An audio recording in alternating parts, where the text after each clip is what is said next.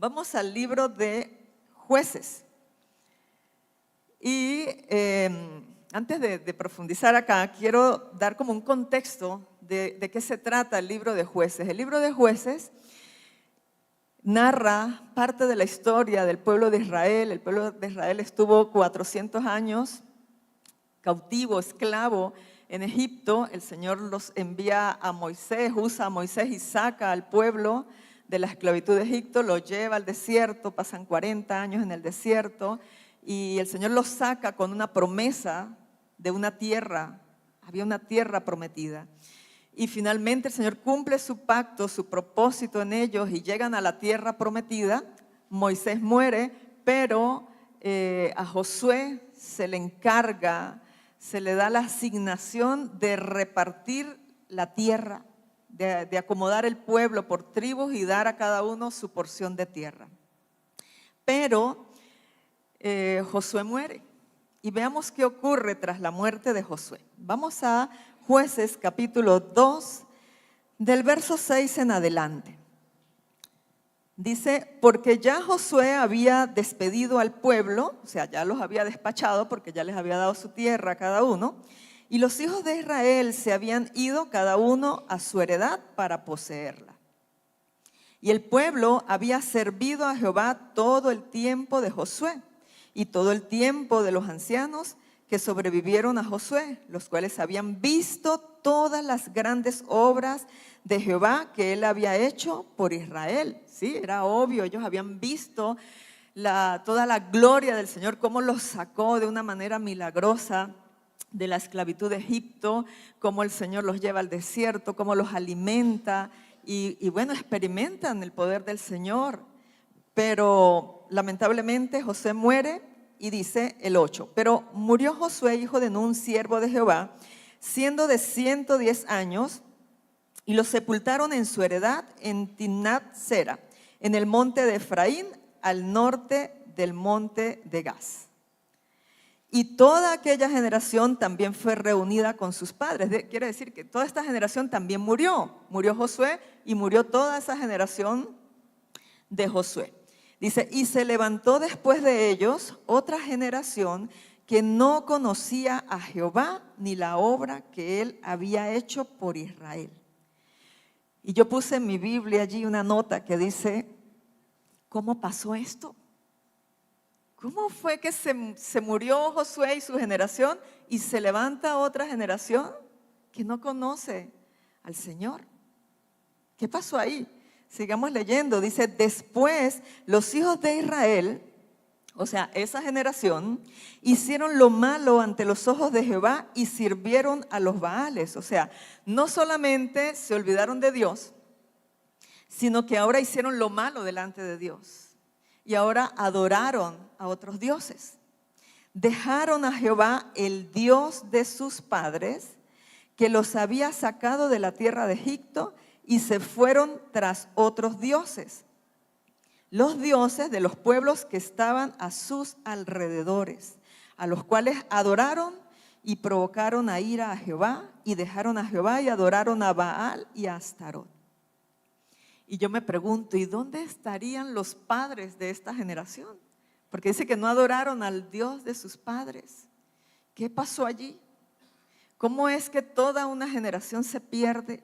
¿Cómo es que hay un descuido tan grande en no transmitir el legado, en no transmitir el pacto, en no seguir hablando de los prodigios, de los portentos que hizo el Señor con el pueblo? ¿Cómo es que pasa esto?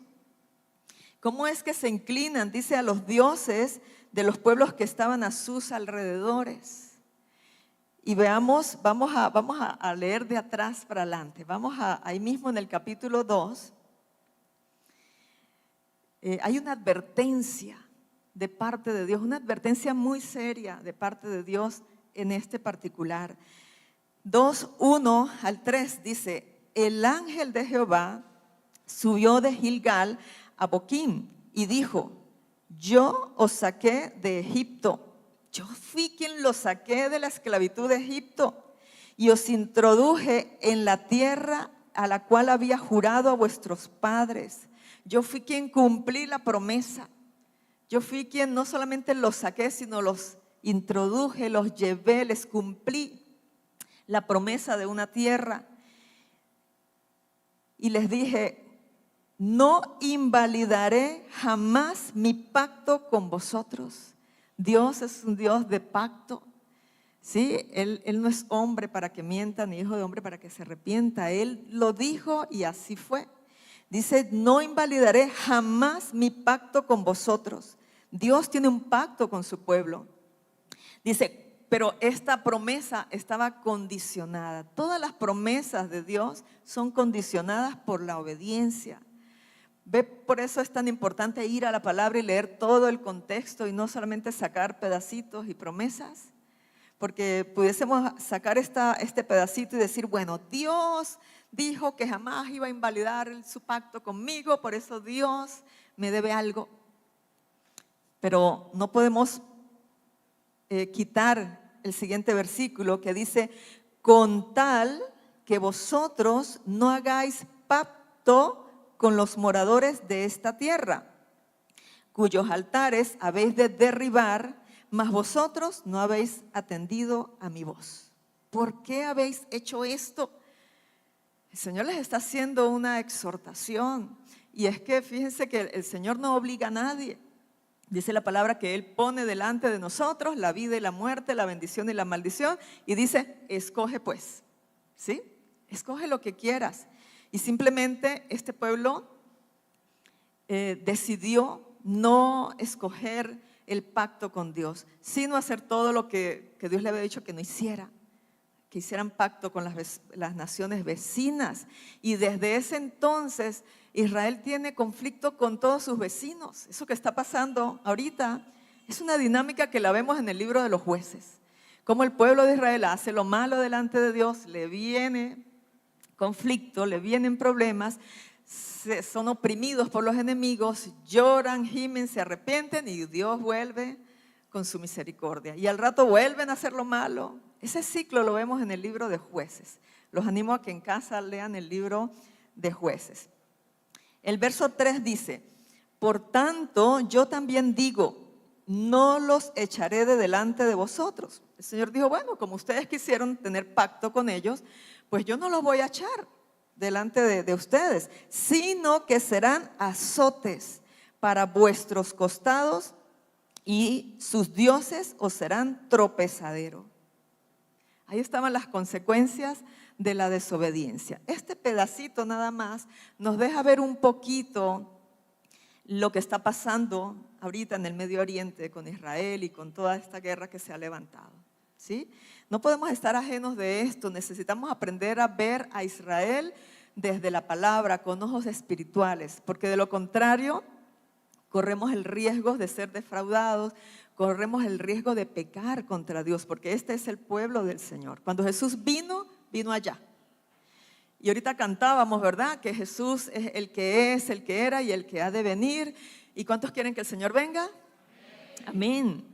El Señor cuando venga va a venir allá, a Jerusalén. Allí va a venir el Señor. Por eso es tan importante. Hoy no voy a hablar del conflicto bélico ni de Israel, eso lo dejamos para otro espacio. Pero sí es importante, iglesia, comprender con ojos espirituales, no con ojos políticos, con ojos carnales y humanos, lo que está pasando en el Medio Oriente. Necesitamos ir a la palabra para verlo como el Señor lo ve. Dios definitivamente dice que Él no iba a invalidar su pacto jamás con ellos, pero ellos sí invalidaron el pacto con Dios. Decidieron seguir hacerle caso. Nos está mandando a no juntarnos con ellos. Lo que nos está advirtiendo es que no hagamos pacto con ellos. Eso es otra cosa. Y esto fue lo que hizo el pueblo. El pueblo los tenía alrededor, pero el Señor les dijo, están ahí cerca de ustedes alrededor, pero no hagan pacto con ellos.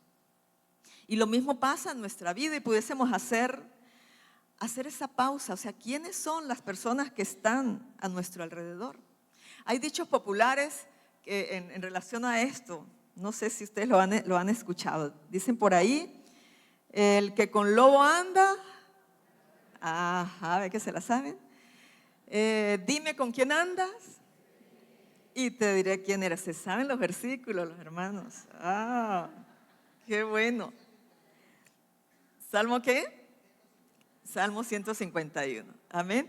Estos dichos populares tienen que ver o se refieren precisamente a esto, a prestar atención y a considerar la influencia que tiene el entorno y el contexto en nuestras vidas, ¿sí?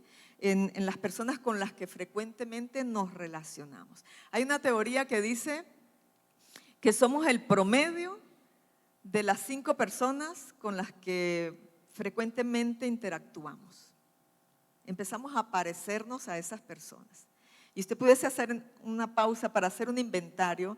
¿Cuáles son esas 5, por lo menos mínimo, esas 5 personas con las que yo frecuentemente me relaciono día tras día? ¿Y qué tipo de influencia está ejerciendo esas personas en mi vida? ¿Será que estoy hablando igual que el otro? ¿Imitando al otro? Eso inevitablemente pasa, ¿sí? Cuando nos damos cuenta estamos hablando, repitiendo lo mismo que el otro, ¿sí? Y muchas veces para bien o para mal. Bien, pero acá el tema es reflexionar cómo me está impactando la vida del otro a mis creencias, a mis principios, a mi pacto con Dios, al evangelio, ¿sí? ¿Será que está distorsionando el evangelio, mis relaciones con las personas con las que yo me relaciono? ¿Está distorsionando la percepción que yo tengo de Dios, del evangelio? ¿Será que como el pueblo podemos decir, ay, pero qué hay de malo? ¿Pero qué hay de malo pues hacer esto con esta persona o con esta otra? Ese es el mensaje de Satanás en el huerto. Ay, con que Dios te dijo, no, ¿sí? Y aquí a lo mejor el pueblo, a lo mejor se reunieron y dijeron, ay, pero ¿qué tiene de malo? Sí, total, somos el pueblo fuerte. Y fíjate que finalmente terminaron siendo doblegados por estos pueblos. Dice la palabra, Proverbios 13:20, en relación a esto, ¿sí? A la influencia que tiene el contexto a nuestro alrededor. Lo tengo acá por la versión NTV. Dice, júntate con sabios y obtendrás sabiduría, pero júntate con necios y te echarán a perder. ¿Qué tal? Aquí dice, camina con sabios y te harás sabio, pero júntate con necios y te meterás en dificultades. Y aquí por esta versión dice, y te echarán a perder. ¿Qué tal esta palabra? Mateo 7:6 dice, no desperdicies lo que es sagrado en gente que no es venerable. Esto se está refiriendo a la palabra cuando dice que no echemos las perlas a los cerdos, que no expongamos el evangelio a gente que no va a valorar el evangelio, ¿sí? Dice, porque pueden pisotear las perlas. Y no solamente pisotearlas, dice, sino que se pueden devolver contra ti y atacarte y dañarte. ¿Qué tal esto? Estas advertencias son muy serias. Son muy serias porque fíjate, esto fue lo que pasó en el pueblo de Israel. Ellos no consideraron esta advertencia, fueron sabios en su propia opinión. Y resulta que los enemigos los contaminaron de sus creencias. Los contaminaron con sus culturas, con sus dioses. Y Satanás, mis hermanos, es muy astuto en esto. Y es que Satanás no descansa en esto de preparar estrategias para distraernos del plan de Dios, para finalmente subyugarnos y esclavizarnos. Es muy normal, o sea, es lógico que cuando uno se la pasa con personas o con grupos de personas, es muy normal que uno termine siendo influenciado por eso. Eso es normal. Ahora el tema es si yo hago conciencia de eso o no. Si yo no aterrizo y digo, ya va, ¿qué está pasando? Porque tarde o temprano uno termina creyendo lo que cree el otro, ¿sí? Si nosotros constantemente nos reunimos entre cristianos y compartimos la palabra, vamos a estar ahí firmes en la palabra. Pero si pasa la semana y yo no abro la Biblia sino ahorita, que les dije que la abrieran, estamos graves, ¿sí? Y necesitamos prestar atención a esto, porque Satanás es experto en distraernos. Satanás es experto en sacarnos de la sincera fidelidad a Cristo. Imagínense que Satanás se metió en el Edén y distrajo a Adán y a Eva. ¿Qué se espera de ahí para abajo? ¿Sí? Se metió en el pueblo de Israel sutilmente. Los pueblos de alrededor no estaban diciendo, ay, ¿será que nos convertimos al Dios de Israel? Mire tan poderoso que es. No, ellos no estaban dispuestos a hacer eso. Ellos eran sus enemigos. Ellos no estaban dispuestos a dejar su cultura, sus costumbres por el pueblo de Israel. Finalmente pasó todo lo contrario. Y el Señor nos manda a prestarle atención a esto, a no desestimar que tenemos un enemigo. Todos nosotros acá tenemos un enemigo en común. ¿Saben cuál es ese enemigo en común? ¿Cómo se llama? El diablo, Satanás, ¿sí? Mi enemigo no es mi hermano, su enemigo no es la gente de la iglesia, su enemigo mortal es Satanás. Dice la palabra, primera de Pedro 5, 8 y 9, porque el Señor nos manda a ver esto. No podemos andar por la vida cristiana viviendo un evangelio relajado, ¿sí? Como si estuviésemos en un crucero por el Caribe o por el Mediterráneo. El evangelio no es un crucero. El evangelio es una guerra. Estamos en guerra y tenemos un enemigo que constantemente pelea por robarnos la atención, por robarnos la fidelidad al Señor. Y Satanás, que es engañador por naturaleza, es engañador y vino para matar, para dañar, para destruir. Y la palabra nos invita a que seamos sobrios y que velemos. Dice la palabra, sed sobrios y velad. Porque vuestro adversario, el diablo, como león rugiente, anda alrededor buscando a quien devorar. Satanás estaba como las naciones de alrededor. Fíjense que el Señor les dice al pueblo, cuidado con la gente de alrededor. Y Satanás anda a nuestro alrededor, buscando a ver a quién devorar.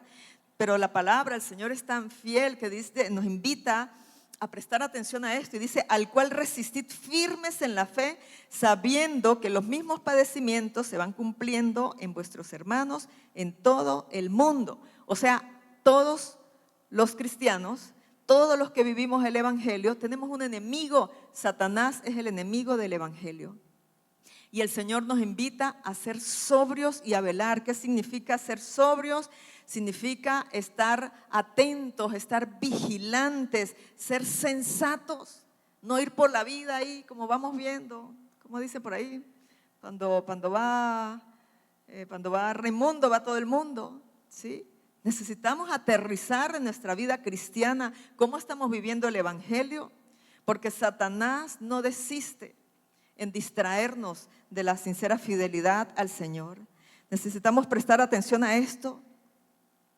Si nos está costando leer la Biblia, si nos está costando orar, si nos está costando adorar, si nos está costando meditar la palabra, si nos está costando predicarle al otro, al perdido, el evangelio, si nos está costando congregarnos, ay no, qué pereza, ay no, yo como que mejor voy el otro domingo, no, el matutino, no, qué pereza levantarme a las 6 de la mañana e ir al matutino. Hay que prestar atención a eso. No vaya a ser que Satanás esté ahí rondando alrededor. Si nuestro carácter ha estado cambiando últimamente y estamos más enojados de lo normal, más confundidos, más quejosos, si andamos peleando más, ¿sí? Esto fue lo que le pasó a este pueblo. Este pueblo de Israel se descuidó y vinieron a caer en una apostasía. Porque ¿qué significa la apostasía? Que empezando por Dios, terminamos con el diablo. El pueblo de Israel empezó con el Señor, vieron la gloria del Señor y terminaron con los Baales. Y la palabra dice que en los últimos tiempos, una de las señales más peligrosas en la cual el Señor hizo más advertencia fue en el engaño, en la apostasía, que empezamos con el Señor pero terminamos para otro lado, o terminamos con otro evangelio. Y usted va a decir, ¿pero qué es ese otro evangelio? El apóstol Pablo a los corintios, él exhortó a los corintios y les dijo, cuidado ustedes terminan creyendo otro evangelio, creyendo en otro Jesús o creyendo en otro espíritu. Y no es que haya otro evangelio, pero el Señor advirtió que se iban a levantar falsos cristos, que se iban a levantar falsas doctrinas de demonios que niegan a Cristo, que niegan a la iglesia y que niegan a Israel. Estos tres componentes le dan fuerza al evangelio. Cristo, su obra redentora, la iglesia e Israel. No podemos sacar a ninguno de estos tres elementos. Hay quienes dicen, no, yo solo me congrego y amo a Cristo. La iglesia no me interesa. Estamos graves, ¿sí? Porque Cristo viene por la iglesia. Cristo mismo está preparando una iglesia gloriosa. Amén. Y Cristo viene a Israel. Él viene allá a redimirlos, a cumplir el pacto, a que todas las profecías en plenitud se cumplan allá. Entonces, si usted tiene dudas con lo que está pasando, si tiene rabia con lo que está pasando, pues no se quede con eso, busque ayuda, busque a alguien que le explique. Por ahí tenemos acá un grupo en la iglesia que profundiza mucho en esto de la profecía bíblica. Venga, asista a los estudios para que no esté enojado con Israel y para que no saque a Israel del plan, para que no lo saque del evangelio. Amén. Muy bien. Dice la palabra que cuando vemos esto, que no descuidemos, no podemos descuidar esta salvación tan grande y no podemos desestimar que esta salvación tan grande tiene un enemigo. Satanás se vale de cualquier cosa para distraernos. Dicen por ahí las noticias, a los que nos gusta leer y leer artículos, que estamos en la sociedad, somos la generación más distraída de todos los tiempos. Estaba viendo mis predicaciones, la última predicación, el título de la predicación era una generación distraída, cansada, agotada y enferma. Y esto no lo digo yo, usted ve las noticias y esto tiene un top allí.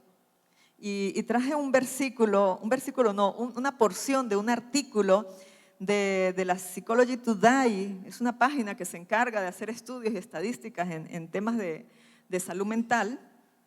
Y el artículo tiene como título La guerra por tu atención. La guerra por tu atención. Es del 2022. Pero hoy en día de esto se está hablando.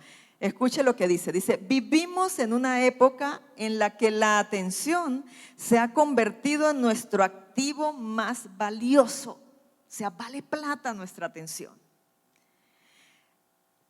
Por el que compiten múltiples partes interesadas. Hay gente peleándose por nuestra atención. ¿Usted sabía eso? ¿Que hay gente que pelea por su atención y por la mía? ¿Sí lo sabía o no? Bueno, entérese, ¿sí? Y detrás de todo esto está Satanás, peleando por nuestra atención. Dice, partidos políticos, medios de comunicación, empresas y particulares quieren una parte de ella y si pueden tenerla, la quieren toda.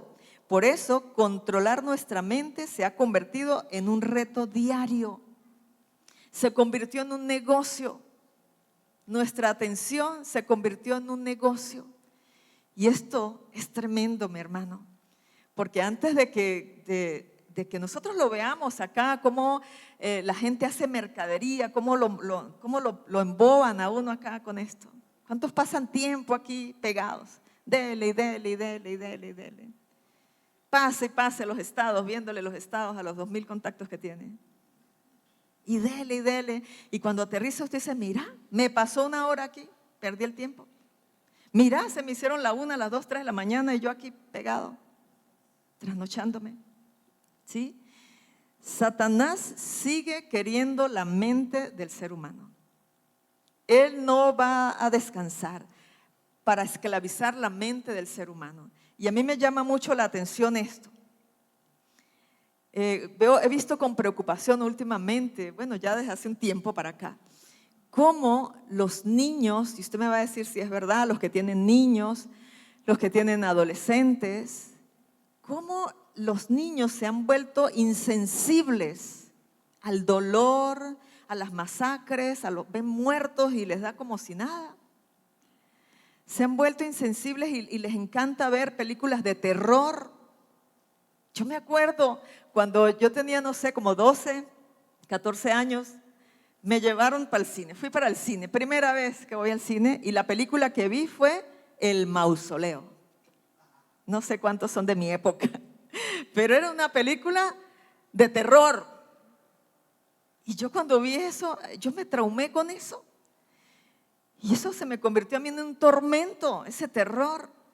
Tuve que orar y cuando me convertí al Señor renunciar a todo eso.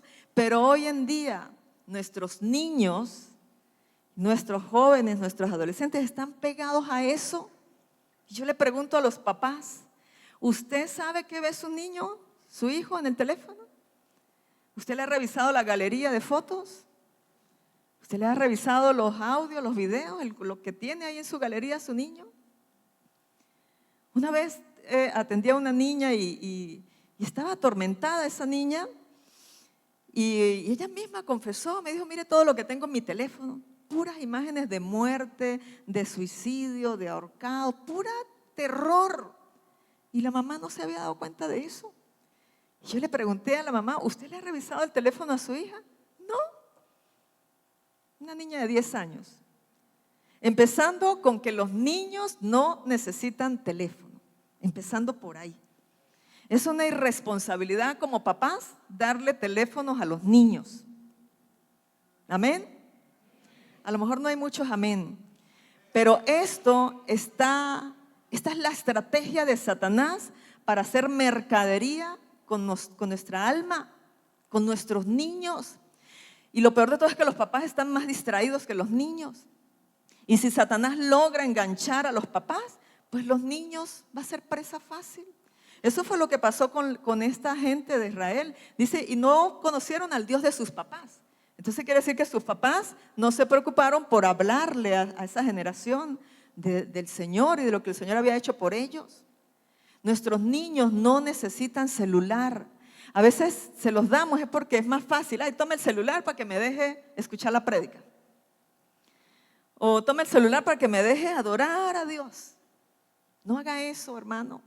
Su hijo necesita pasar tiempo con usted. Su hijo necesita jugar con usted. Y siempre le pregunto a los papás cuando llevan a los niños a la consulta, y yo le digo, ¿cuándo fue la última vez que usted jugó con su niño, con su hijo, con su adolescente?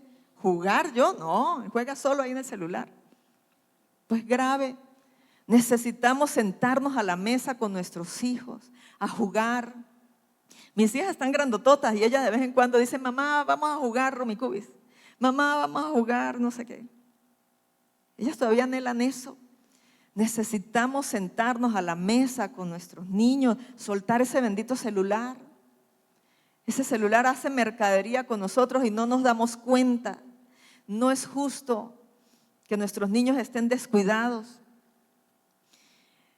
Nuestros niños necesitan conexión con nosotros, conexión sana con nosotros. Si no se la damos, como esto es una necesidad en los niños, porque somos seres de conexión, de vínculo, ellos lo van a ir a buscar aquí, en el celular, y van a conectar con una gran cantidad de cosas, con pedófilos, con pornografía, van a conectar con eso. Y si le quita el teléfono, van a ir a conectar entonces con otros que están igual que ellos, que se sienten solos, abandonados, rechazados. Entonces imagínate, eso también se está gestando una generación así como esta, que no conocía al Señor. Y nosotros necesitamos hacernos responsables también de eso. Y usted dirá, pero bueno, yo no tengo hijos. Bueno, pero tiene sobrinos, a lo mejor, no tiene nietos, ya sus hijos crecieron, tiene vecinitos. Necesitamos echarle la mano a esta generación, hablarles de Cristo para que no se pierdan como esta generación que se perdió. Amén. ¿Cuántos se sienten regañados? No, La palabra es útil para exhortar. La palabra no es solo para hablar de promesas. Necesitamos ir profundo a la palabra. El pueblo de Israel se quedó solo con la promesa. Dios dijo que Él jamás iba a invalidar el pacto. Entonces, ¿qué hay de malo que hagamos pacto con estos de alrededor? Con estos de al lado. ¿Sí? Y mire lo que costó. Nosotros también necesitamos prestarnos atención. O sea, con quién nos relacionamos? Y también la gran pregunta, ¿dónde ha estado nuestra atención últimamente? ¿Dónde ha estado nuestra atención últimamente? ¿En las noticias? ¿En cómo resuelvo la economía? Y claro que eso también merece nuestra atención. Pero si se la damos toda, eso va a ocupar nuestra mente y nuestro corazón y tarde o temprano va a impactar nuestra vida devocional. No es normal, mi hermano, no es normal que tengamos tiempo sin orar, que nuestra oración sea interrumpida, que se nos vaya el día y mira, ni la cruz me eché, diría el pastor Anders. Cuando mucho ahí, nos echamos una cruz encima y salimos. No está bien, corremos riesgos muy altos. Nuestra mentalidad, nuestra vida cristiana, nuestra vida en el Evangelio necesita una base sólida para que nuestra atención esté ahí. Y esa base es la palabra de Dios, que es vida, que es viva, que es el aliento, que es el soplo de Dios. Dios soplando vida. Cuando leemos la Biblia es Dios mismo soplando aliento, porque este es su aliento de vida. Este es el verbo hecho carne. Necesitamos orar la palabra, leer la palabra, predicar la palabra, cantar la palabra, enseñar la palabra, tener la palabra, escribirla, moler, comer la palabra. Porque permanecer en la palabra trae como resultados que nuestra atención se alinee, que nuestra mente, nuestros pensamientos se alineen a la mente de Dios, que desarrollemos la mente de Cristo. También nos da, permanecer en la palabra, también nos da autoridad cuando oramos, porque no hay nada más poderoso que orar la palabra de Dios. Y no se trata de declarar y decretar y confesar o desarrollar un pensamiento positivo. Eso no sirve. Se trata de poner la palabra en nuestra boca y en nuestro corazón para hablarla, para desatarla, poner el Evangelio en nuestra vida, creer que el Evangelio es poder de Dios para salvación a todo aquel que cree. Amén. Necesitamos aprender a ejercer autoridad en el nombre de Jesús sobre las cosas que nos distraen, sobre nuestros hijos. Ejercer autoridad, o sea, hay padres que le han dejado la autoridad a los hijos. Niños de 10, 12 años y tienen la autoridad en la casa. Los papás no saben qué hacer, cómo quitarles el celular. Pues ore y reprenda eso en el nombre de Jesús. Y no deje que Satanás encuentre lugar ahí en la mente y en el corazón de sus hijos. Necesitamos tomar autoridad. Tenemos la palabra profética más segura. El Señor nos ha dado poder y autoridad para hollar serpientes y escorpiones. Y Satanás nos ha embobado a tal punto que ya ni ejercemos autoridad, ni reprendemos al diablo. ¿Cuándo fue la última vez que usted reprendió al diablo? Y al diablo tenemos que reprenderlos con la palabra. Fíjese que el diablo quiso distraer inclusive al mismo Jesús. Cuando estuvo en el desierto, quiso doblegarlo, diciéndole, bueno, si te arrodillas aquí, si te doblegas acá, pues te daré todos los reinos de la tierra. ¿Sí? Y quiso engañarlo, quiso distraerlo. Imagínate al mismo Hijo de Dios. Y después Pedro también quiso distraer a Jesús. Cuando Jesús le contó que iba a la cruz, que era necesario, que tenía que morir y pagar el precio para consumar ese pacto. Entonces Pedro le dice, no, que eso no te acontezca, Señor, no. Y el Señor le dijo a Pedro, apártate de mí, Satanás. Tenemos que aprender a decirle esto cuando usted pase más tiempo en el celular. Apártate de mí, Satanás, que me distraes, que me robas el tiempo con el Señor. Y después venimos aquí con la energía abajo, con el tanque de la gasolina abajo. No es justo, mi hermano. Necesitamos, porque el Señor necesita una iglesia gloriosa, pero tenemos que poner de nuestra parte, examinar cómo andamos. La Biblia siempre nos invita, nos insta a examinar, mira cómo andan, ¿sí? Si andamos como sabios o como necios, porque Satanás no descansa con esto. Y me llamaba mucho la atención que hay negocios, el mundo ha descubierto negocios que producen mucha plata.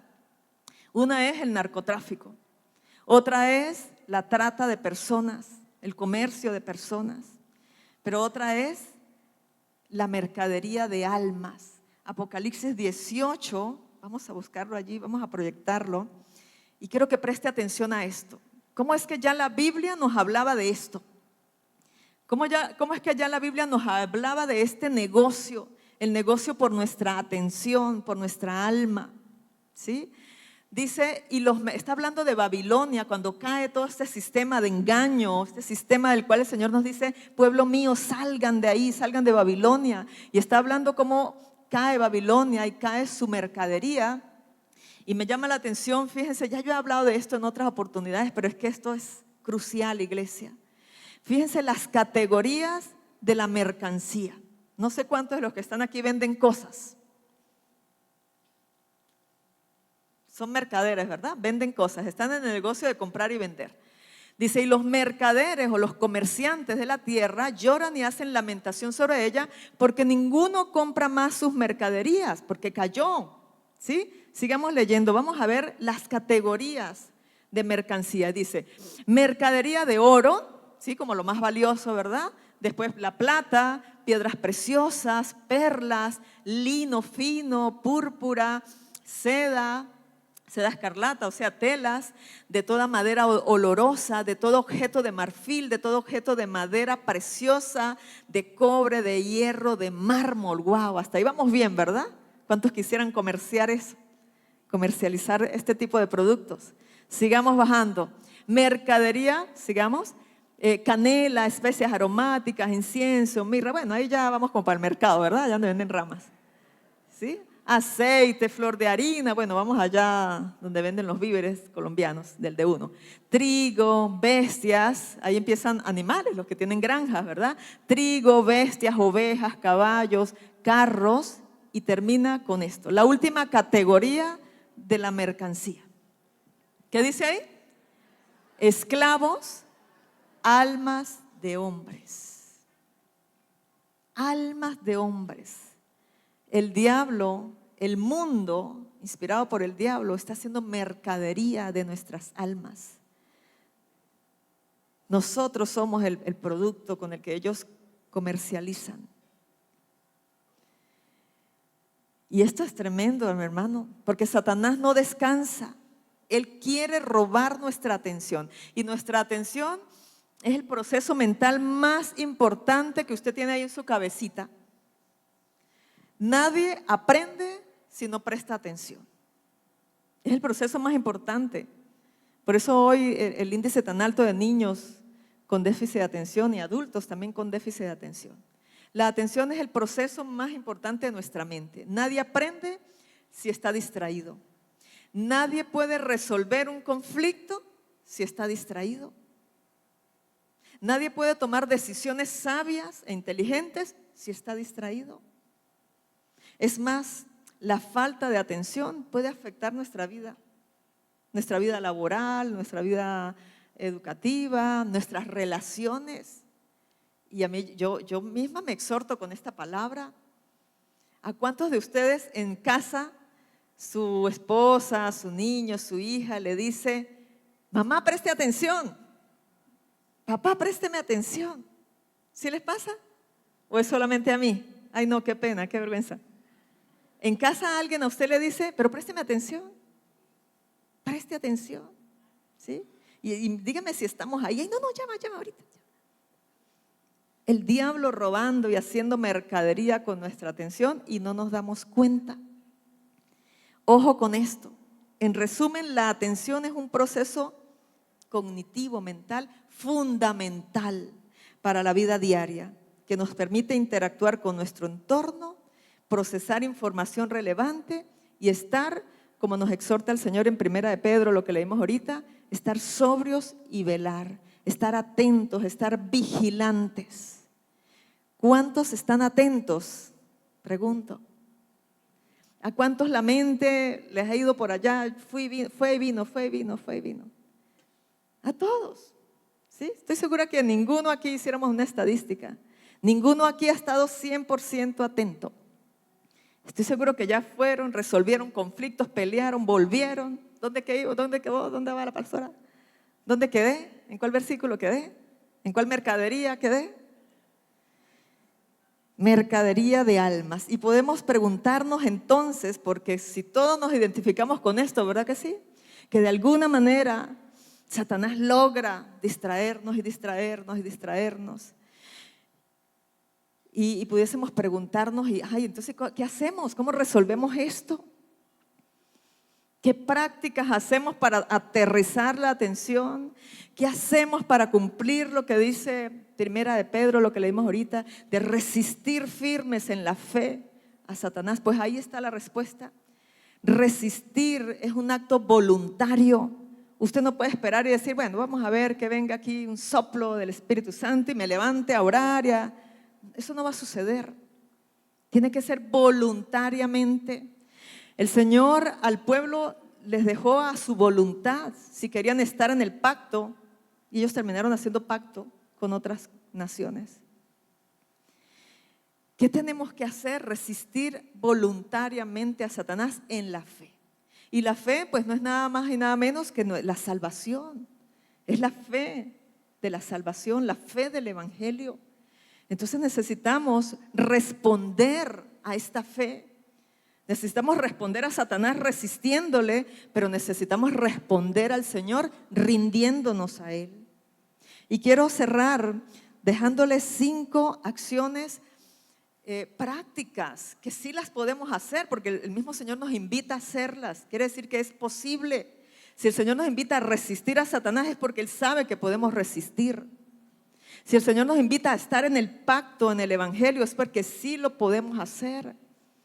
Dijo el Señor que el nuevo pacto Él lo iba a escribir en nuestra mente y en nuestro corazón.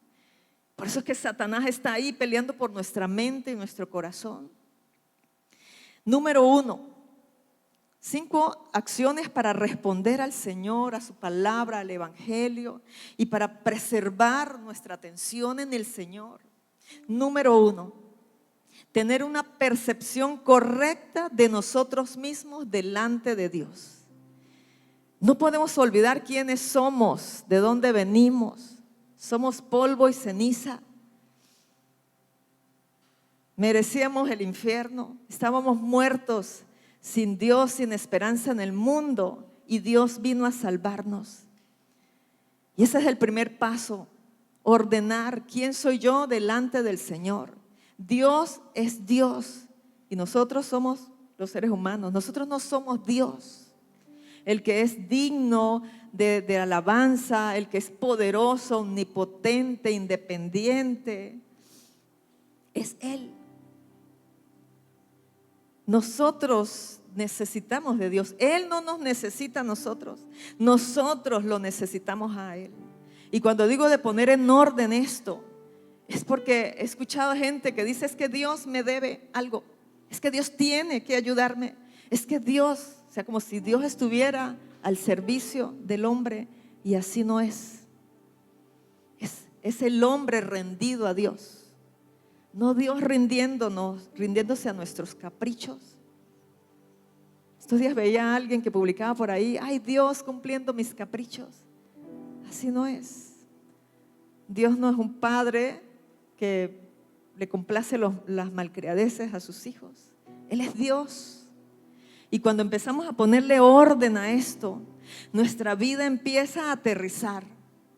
Nuestra vida empieza a cobrar orden. Y Dios es un Dios de orden. Cuando Él hizo la creación, Él no dijo, bueno, por aquí unos pajaritos verdes y por aquí unos azules. No.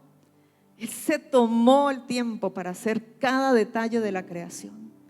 Hasta que al final, cuando creó al hombre, sopló aliento de vida. Y el Señor sigue soplando aliento de vida. Y Satanás contiende por ese soplo, por ese aliento de vida, para robarlo. Entonces, número 1, tener una percepción correcta de nosotros mismos delante de Dios. Necesitamos a Dios. Dice la palabra humillar, o que nos humillemos bajo la poderosa mano de Dios para que Él nos exalte.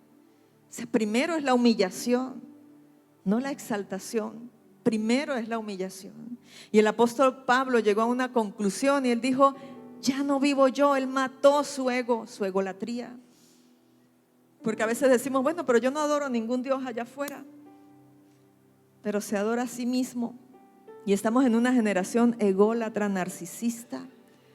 Satanás ha enseñado a la gente a adorarse a sí mismo, a creer que es suficiente, autosuficiente. Y no es así. Necesitamos al Señor y lo necesitamos con urgencia. Número 2, y esta es bien fuerte, necesitamos repugnancia por el pecado. Necesitamos repugnancia por lo mundano. ¿Cuándo fue la última vez que usted sintió tristeza profunda cuando vio su condición pecaminosa? Y eso es poder. Satanás nos distrae y empodera al mundo, empodera al hombre, a la mujer. Pero así no es. Necesitamos que haya, la palabra habla de 2 tipos de tristeza. Dice que la tristeza que viene de parte de Dios a causa de nuestro pecado es una tristeza que nos lleva al arrepentimiento. Mientras que la tristeza que viene por el mundo es una tristeza que lleva a la muerte. ¿Sí ven la diferencia? Y te pregunto, ¿cuándo fue la última vez que cerraste tus ojos y viste allá adentro en tu corazón que a lo mejor no estaba correcto para con Dios? Y es que ninguno está correcto para con Dios. Cuando cerramos los ojos y vemos allá, vemos que hay inmundicia, vemos que hay tinieblas, que hay pecado. Pero necesitamos ser solícitos e intencionales en repugnar el pecado. Dice la palabra Tito 2:12. Y hay muchas porciones, pero esta me llamó mucho la atención en relación a eso, a tener asco, repugnancia por el pecado. Y esa debe ser una oración personal, pero también una oración por los nuestros, por los niños, por nuestros hijos. Dice: enseñándoos que renunciando a la impiedad y a los deseos mundanos, vivamos en este siglo sobria, o sea, atentos, con toda la atención, con todos los sentidos aterrizados en el Evangelio, en la palabra, en lo que Dios ha hecho por nosotros. Vivamos sobria, justa y piadosamente. Satanás se mete para estorbar esto. Y esto empieza con nuestra atención. Esto empieza cuando estamos vigilantes, atentos, presentes. Número 3. La número 1, tener una percepción correcta, un orden. ¿Quién soy yo y quién es Dios? ¿Quién necesita a quién? Yo necesito a Dios. Número 2, que haya un compungir por nuestra vida pecaminosa, para que, número 3, podamos correr de vuelta al Señor, podamos correr de vuelta al Evangelio, podamos correr de vuelta al sacrificio de Jesús. Dice Job 22:21, dice: vuelve ahora en amistad con Dios y tendrás paz. Nadie distraído tiene paz.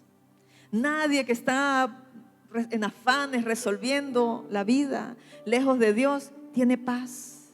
Y qué hermosa esta promesa. Job 22:21 dice: vuélvete ahora en amistad con Dios y tendrás paz, y por ello te vendrá bien.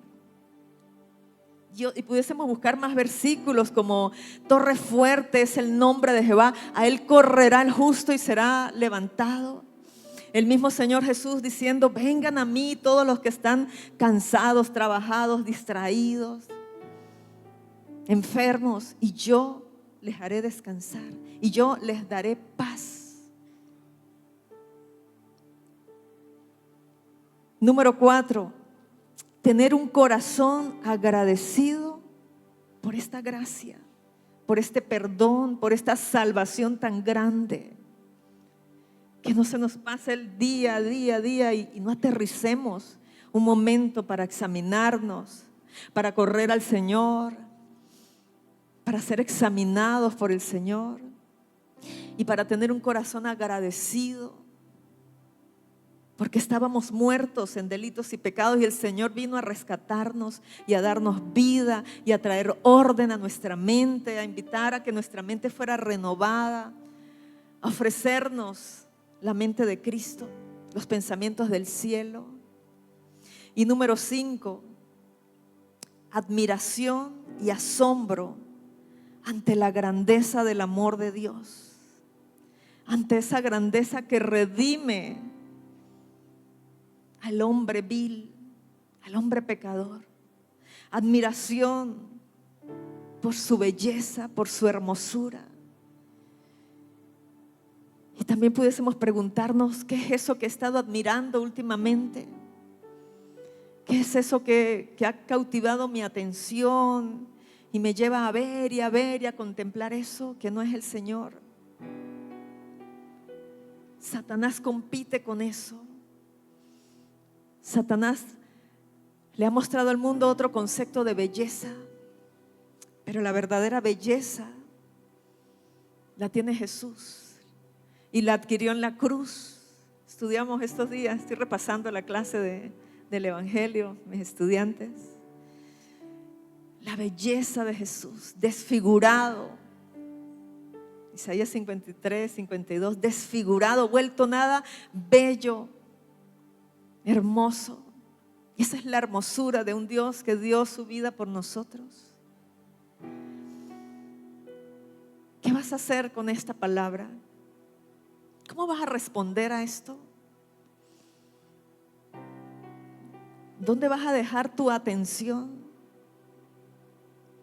El Señor nos está invitando a aterrizar nuestra atención en Él, a contemplarle a Él, a reconocer que le necesitamos. Y quiero invitarte allí donde estás, quiero invitarte a que te pongas de pie. Ponte de pie y vamos a dejar que el Señor ministre esta palabra. ¿Cómo vas a responder? Él dijo que no iba a invalidar jamás su pacto, pero Él espera de nosotros que respondamos voluntariamente, que respondamos. No invalidaré jamás mi pacto, con tal que no hagas pacto con otras cosas que no sea el Señor, con tal que derribes los altares donde no está el Señor. Y vamos a tomar un tiempo para ponernos a cuentas con el Señor.